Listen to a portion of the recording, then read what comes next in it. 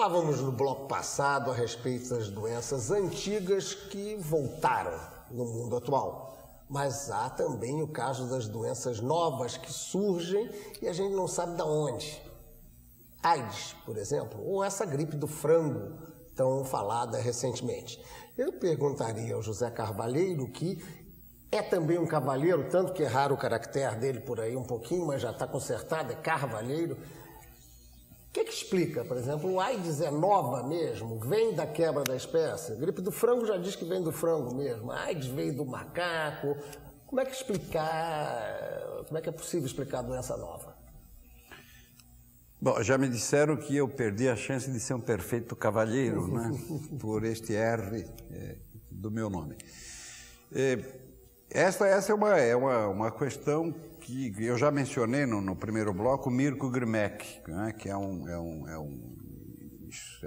filósofo da ciência, e ele tem um livro, A História da AIDS, em que ele discute essa questão. Na realidade, o convívio estreito do homem com espécies animais tem feito com que, o Eduardo já comentou isto em relação à gripe, não é? Mas isso não acontece só na gripe.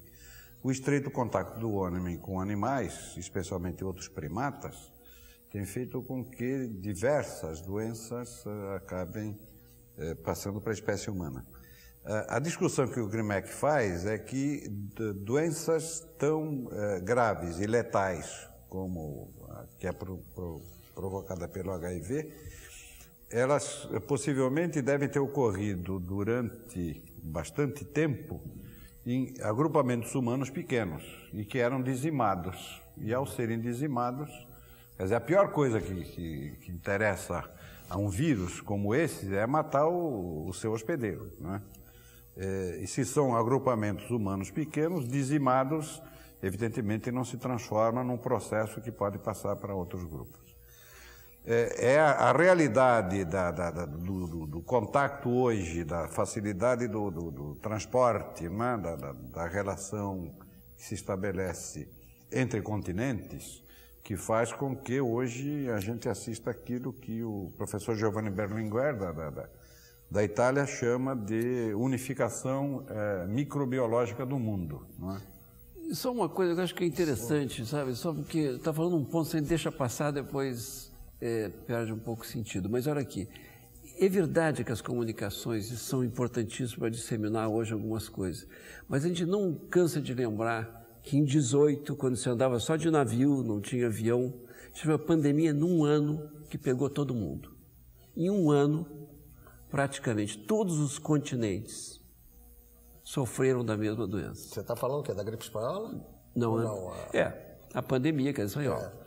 A pandemia de 18, que foi espanhola, chamada para nós, que quando chegou. Mas, na verdade, deve ter se originado lá na China. Se pensa que foi lá no mesmo local, mais ou menos, que está a SARS aparecendo, a gripe do frango e tal, que é uma coisa respiratória. O Carvalheiro está colocando contato estreito com animais. Aparentemente, em geral, os vírus são de uma espécie quase. Aí uma explicação meio complexa, mas de qualquer maneira, a maioria dos vírus que são de um determinado tipo de animal não passam para o outro. Mas tem uns que passam. Essas passagens entre diferentes espécies, aparentemente, faz uma reengenharia da estrutura do vírus. E ele adquire, para o bem ou para o mal, pode ser que ele se torne vacina no laboratório, pode ter uma virulência e uma capacidade de espalhar aumentada. Então, quer dizer o seguinte, hoje nós temos dois problemas. Pode ter mutações, algumas até engenheiradas dentro do laboratório, que possam produzir coisas novas, que disseminarão muito mais rapidamente, apesar de não ter a mesma transmissibilidade que tinha aquela espanhola do outro século. Nós vamos ajudar. Hoje nós temos condições, do ponto de vista dos movimentos do homem sobre a Terra, etc., de ajudar a disseminar muito mais rapidamente. Mas esse desafio já havia. Bem, né, de poder... O Pedro está querendo falar alguma coisa. Agora acertei, né? Da outra vez eu errei, agora acertei.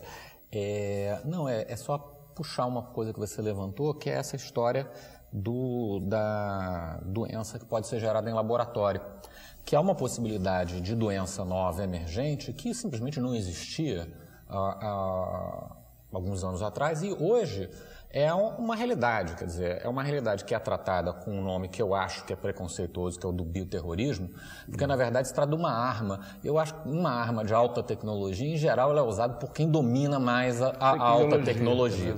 Um sujeito que fala de bomba nuclear limpa, eu acho que não vejo por que diabo ele não é capaz de desenvolver, utilizar uma coisa bacteriológica ou virológica, né? Ou seja lá como for, como um instrumento de guerra.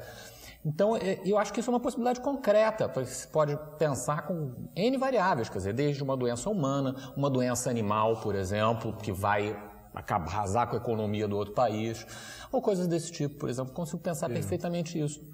Eu acho que a preocupação com um sistema de vigilância que é muito parecido à vigilância caracterização de vigilância epidemiológica para uma doença emergente gerada na floresta, na verdade ele é muito parecido com uma coisa que é uma questão de segurança nacional hoje, que me surpreende, por exemplo, porque o Exército Brasileiro não se preocupa pesadamente com isso, que devia, porque é uma questão de defesa do país, que é o monitoramento de doenças novas. Eu acho que tem esse aspecto que não pode ser. Você estava querendo... essa questão que a gente denomina de doenças novas, na verdade elas são novas porque foram descobertas agora. Até porque não restou algumas delas produzidas no laboratório. Porque esses vírus, essas bactérias, não surgiram agora, foram descobertos agora. E por quê? Um dos problemas é o grande aumento das fronteiras agrícolas, por exemplo. Né? O vírus Ebola no Congo surgiu por quê? Porque foram desmatando, né, aquela mata virgem que existia lá, e aí aquele vírus que convivia bem com os primatas daquela região, né, passou a conviver mais intimamente com essas... A simonose, que é o sarampo do cachorro, né, ela passou a ter... Nós passamos a ter sarampo quando? Quando nós passamos de ser transhumantes, ou seja, migrantes de lugar para lugar, quando nós nos estabelecemos em grupamentos e passamos a conviver com animais que domesticamos, nós passamos a ter o sarampo. E naquela época era uma doença nova. Então, por que eu estou chamando a atenção a isso? Né? Porque, na verdade, ainda há muitas outras bactérias e vírus a serem descobertos. Eu acho que as duas coisas são interessantes. Eu só pegar o que eu acho importante, assim, tem possibilidade de engenheirar. Hoje, mais do que nunca, de mexer e criar coisas novas. Como diz, para o bem e para o mal, que nem a energia nuclear pode servir para curar câncer e pode servir para destruir. É verdade. Então, tem capacidade de engenheirar isso. Isso quem se apropria é que vai resolver. Agora, o problema é o seguinte, a outra coisa é isso, algumas coisas não são descobertas. Se cria condições do homem, que é muito importante para nós aqui no Brasil, que nós estamos assistindo isso, já assistiu no passado, assistindo de novo, com mais intensidade, na Amazônia. A Amazônia alguns já acham que é uma grande reserva de arboviroses. Você tem, assim, de todas as arboviroses descobertas no mundo, lá tem 90%. Tem lá, está lá conhecida, a maioria não provoca doença no homem, algumas não se sabe ainda, porque não teve tempo intimamente ligado, mas elas circulam na Amazônia. Mas são vários, assim, em geral, febres hemorrágicas, e tem um grupo... Evidente que se tiver as condições... eventualmente, daquilo entrar pelo tipo de estilo de vida, o lenhador, o cara que vai explorar a borracha lá, de vez em quando a doença é essa coisa. Como ele vive muito isolado, não transmite para o outro, e às vezes a doença só pega nele e ele não é capaz de transmitir para o outro. Mesmo assim, me resta uma questão. O Carvalheiro falava do aspecto da AIDS poder ter sido em grupos, dizimado em grupos pequenos, mas na realidade, de poucos anos para cá, é que isso virou uma questão concreta, efetiva na vida da gente. E já havia um conglomerado fixo de 1800, aqui a gente já poderia remontar. Por que nunca se localizou isso? A gente pode dizer que começou mesmo agora. Qual é a garantia que a gente tem para esse surgimento? Por isso é que existe uma polêmica que só recentemente foi dirimida. Alguns entendiam que o vírus HIV teria sido criado artificialmente em laboratório como uma arma. Houve uma hipótese. E a outra hipótese que surgiu é que teria sido um equívoco feito numa campanha mal conduzida de vacinação contra a poliomielite. Há um livro famoso, The River, o Rio, não é, que é um catatal assim, que tenta discutir esta questão.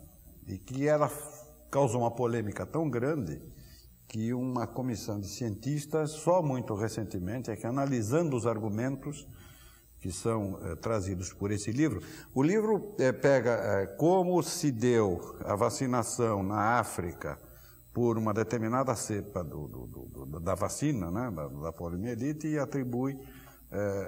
Isso causou um reboliço, porque evidentemente isso iria causar ações na justiça contra o laboratório que tinha produzido. Só muito recentemente, com alguns críticos até hoje ainda acham que a hipótese levantada por esse livro é verdadeira. Qual seria, digamos, o aspecto mais comum quanto ao surgimento da AIDS? Existem duas ideias hoje prevalecentes. E, de toda forma, é uma origem do contato estreito do homem com macacos, não é? E, através de engenharia genética, através de sequenciamento, tenta-se fazer as relações entre as diversas cepas que existem, e o que existe é um polo único ou um polo duplo. Essa é a grande dúvida que persiste hoje no meio científico, não é? Se nós teríamos uma origem única, não é, num ponto da África, ou se poderia ser considerado que havia origem, mas sempre a hipótese aceita pela ciência. É bom que se saiba que um investigador importante dos Estados Unidos, um bom cientista, chamado Duisberg, até hoje nega que o vírus HIV seja a ciência normal, que seja que a AIDS seja determinada pelo vírus HIV. Muita gente na África do Sul também acredita nisso, né? A ciência normal, eu né? acredito que isso está correto, não é? Que associa a AIDS ao HIV. Essa história da África do Sul, eu entendo que tem sido uma gozação do presidente Mbeki, não é? Que foi o substituto do Mandela. Ele, ao dizer que... Porque teve um congresso de AIDS importante em Durban. Quando os cientistas iam se dirigindo para lá, ele disse que o AIDS estava muito mais ligado à pobreza, não é? À desnutrição, não é? À exclusão social do que ao vírus HIV. Isso foi interpretado como se ele estivesse negando a relação. Uma coisa interessante também... E eles chamaram uma reunião que o Duisberg, antes do Congresso da Ciência Normal, em Durban, o governo da África do Sul chamou uma reunião de desafetos, né? E ele chamou Duisberg, que foi completar uma escândalo. Deixa eu só agora dar mais um intervalinho aqui, e se eu deixar, a gente não vai ter esse intervalo. Voltamos já já.